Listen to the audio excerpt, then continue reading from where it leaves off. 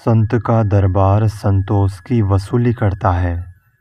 उनका न्यायालय आत्मज्ञान की चर्चा है और हरि नाम का डंका बजता है। संत दरबार में रिद्धि और सिद्धि दोनों हाथ जोड़कर खड़ी रहती है और पूछती है कि हम क्या सेवा करें।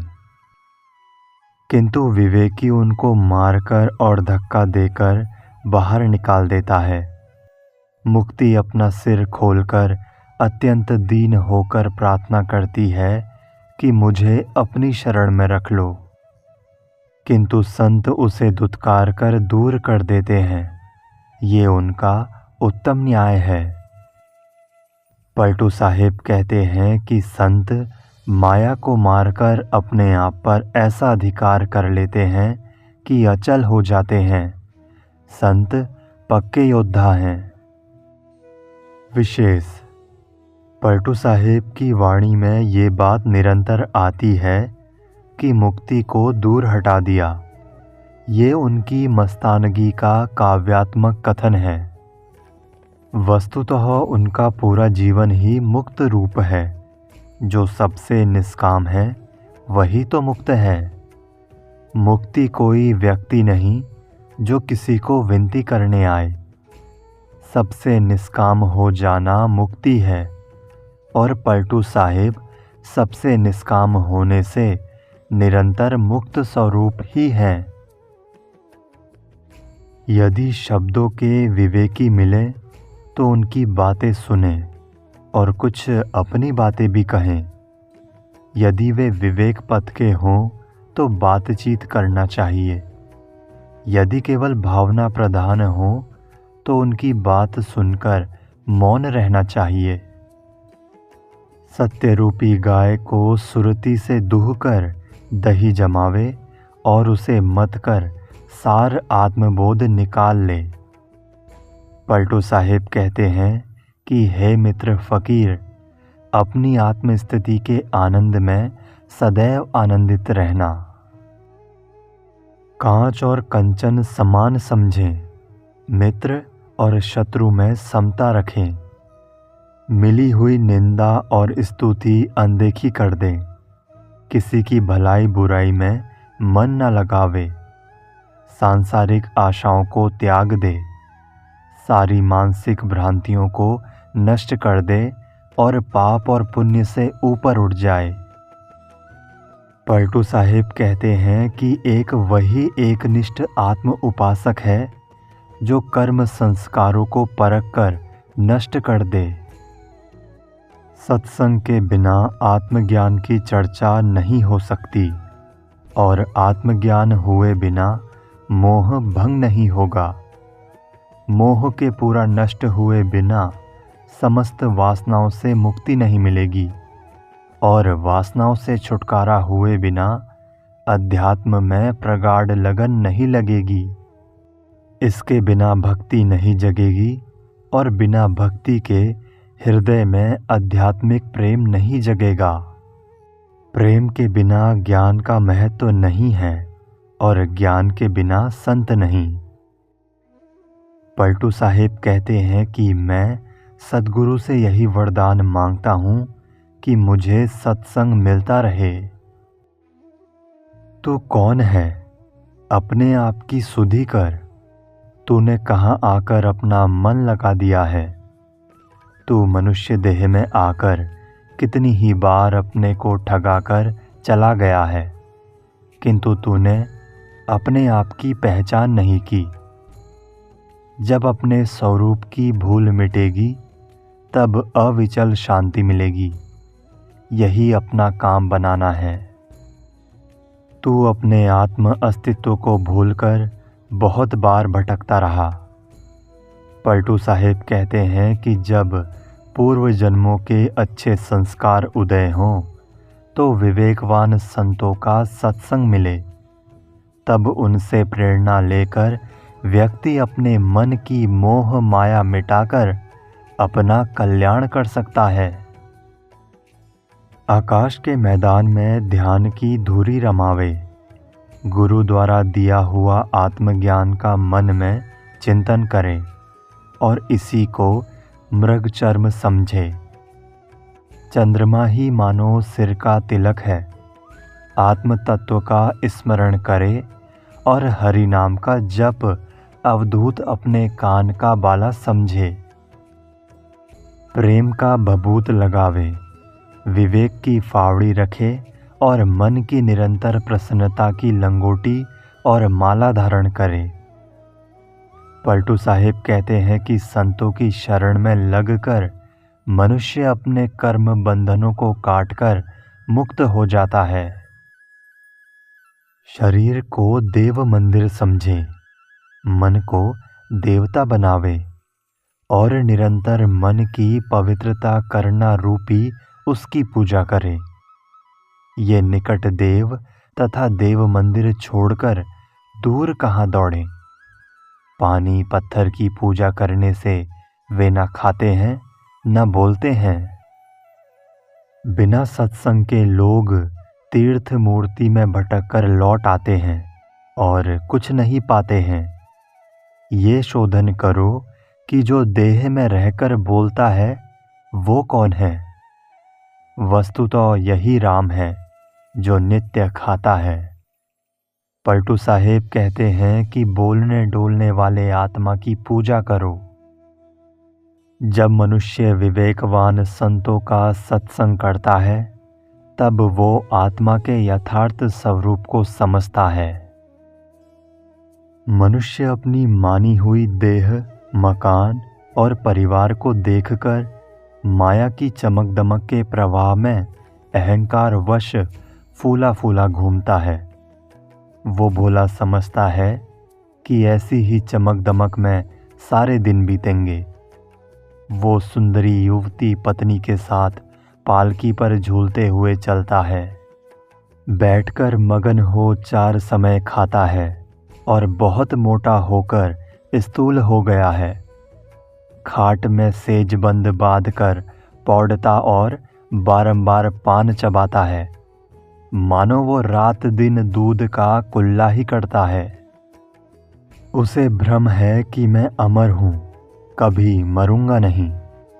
किंतु जैसे सिंह दौड़कर अपने शिकार को धर दबोचता है, वैसे काल दौड़कर उसके पेट में अपनी तलवार भोंक देता है। पलटू साहिब कहते हैं कि राम नाम या सतनाम का स्मरण कर और उसके अर्थ स्वरूप अपने आत्मा की याद कर, तो स्वप्न के सैलाब में क्यों भूला फिरता है। हे मित्र, राम का नाम मत भूल, अन्यथा तू पुनः संसार सागर में डूबेगा। तू रात दिन काम और क्रोध के विकारों में लगा है। तू लोभ और मोह का खेत जोत रहा है। माना कि तुम्हारे पास जागीर है, माल मुलूक है, किंतु जब काल आ जाएगा तब हुजूर से माल गुजारी वसूल लेगा, सब कुछ छीन लेगा।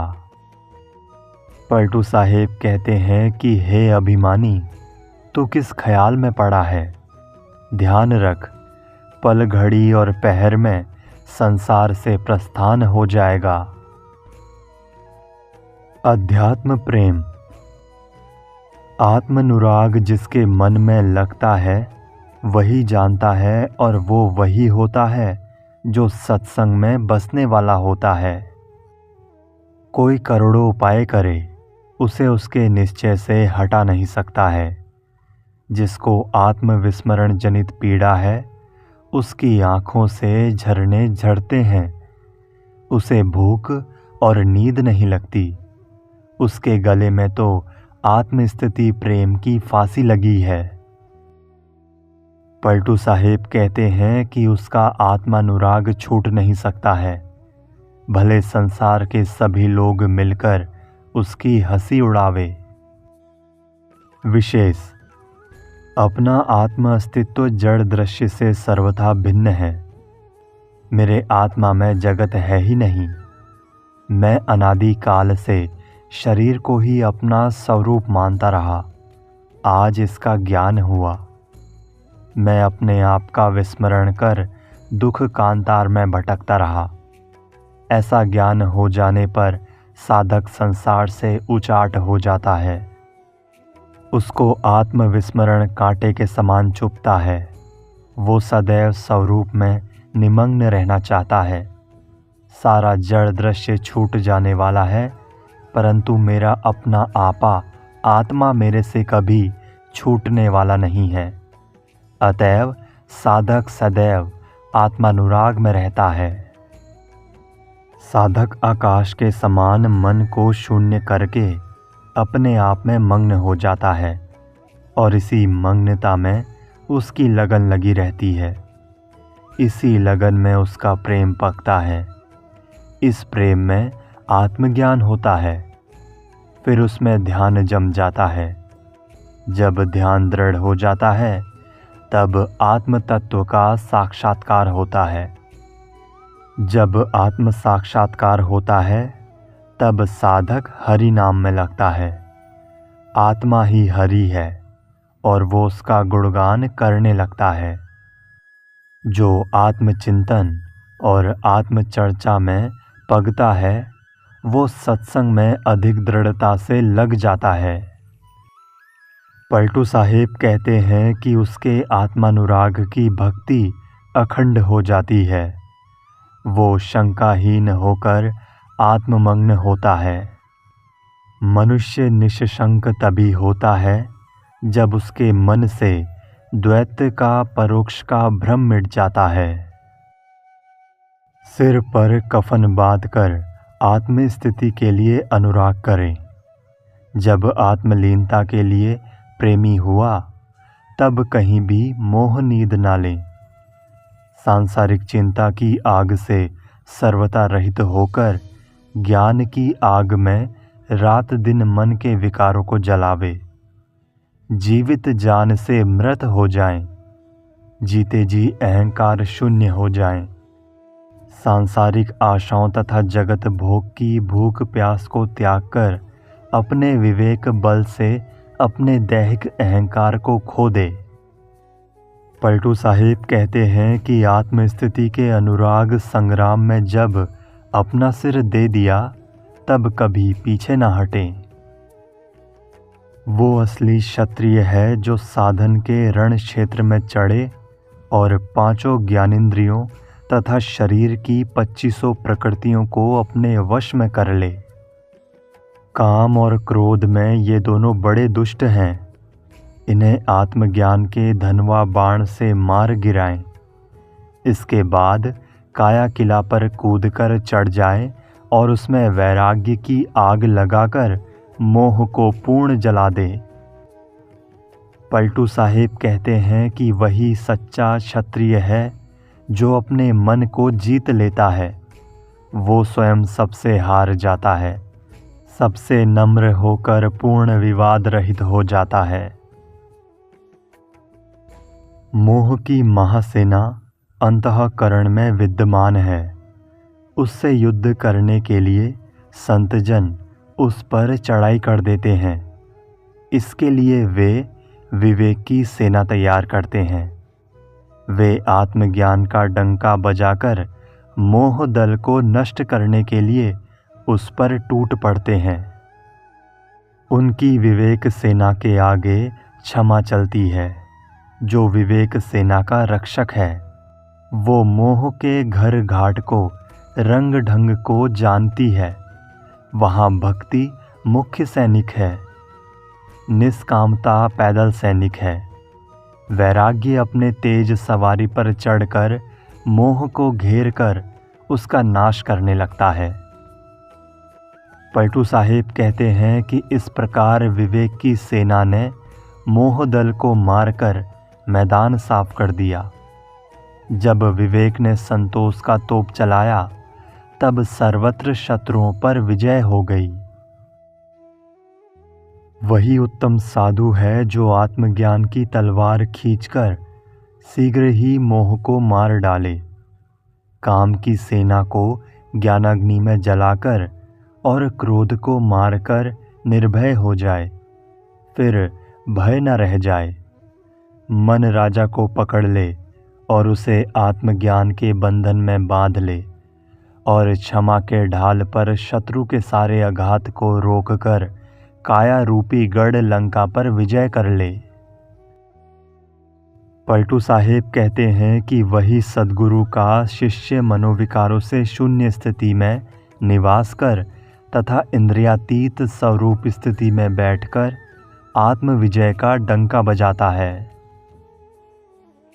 जो भक्ति रूपी वैभव लेकर शरीर में राज्य करता है और आत्मज्ञान की तलवार लेकर मोह से लड़ता है, वही क्षत्रिय है। क्षमा रूपी तलवार चलाकर संसार के लोगों को अपने वश में कर ले और संसार के मैदान में प्रेम का युद्ध करे, सबसे प्रेम करे। लोभ, मोह, अहंकार, काम, क्रोध आदि की सेना को ऐसा मार दे कि उनमें से कोई बचने ना पावे। पलटू साहेब कहते हैं कि वही राज तिलकधारी सम्राट है और वही तीनों लोकों में प्रकट क्षत्रिय है। कामादि को मारकर जो त्याग, क्षमा भाव तथा प्रेम व्यवहार से जीवन व्यतीत करता है, वही क्षत्रिय है। हे साधक, सद्गुरु के सत्संग से जड़ चेतन का भेद जानकर विवेक द्वारा उसे निरंतर मांझो और सद्गुरु के निर्णय वचनों को प्राप्त कर स्वरूप ज्ञान में ही निरंतर लीन रहो। स्वरूप ज्ञान का ढोल मैदान में बजाकर खुला निर्णय करके तथा सिर पर कफन बांधकर मोह राजा से युद्ध करो। सांसारिक मोह जो भ्रम मात्र है, उसे दूर कर रात दिन आत्माराम के चिंतन में डूबे रहो। पलटू साहेब कहते हैं कि यदि सद्गुरु के नाम पर उनसे आत्मबोध प्राप्त कर अपनी जगह पर मर जाओ तो तुम्हारी मुक्ति हो जाएगी। विशेष, गुरु के नाम पर मर जाओ अर्थात गुरु से आत्मबोध प्राप्त कर देहाभिमान छोड़ दो, बस मुक्ति ही है। मन मर गया, मुक्ति हो गई। जब साधक ज्ञान के समाज में साधना में बैठता है, तब काम वासना वहाँ अपनी तलवार चमकाती है। वो उस समय माया मोह का घोड़ा दौड़ाती है और मृगनयनी नारी का स्मरण करवाती है, फिर भागकर 10वें द्वार में छिप बैठती है। मैंने उस पर क्रोध से तान कर तलवार चला दी। पलटू साहेब कहते हैं कि जब मैंने आत्मज्ञान की तलवार चलाई तो कामदेव की सेना मारी गई। विशेष, साधना की कच्ची अवस्था में साधक के मन में विषय वासनाएं आती हैं, परंतु जब वो निरंतर साधना द्वारा परिपक्व हो जाता है, तब वासनाएं समाप्त हो जाती हैं और साधक प्रशांत दशा में ही हो जाता है। 10वां द्वार सिर का तालुमूल माना है, वासना वहाँ जाकर छिपती है। ये कथन की एक विधा है। वस्तुतः वासनाएं मन में ही रहती हैं। वे कभी प्रकट होती हैं और कभी अप्रकट। जब अखंड वैराग्य की स्थिति आती है, तब वासनाएं नष्ट हो जाती हैं।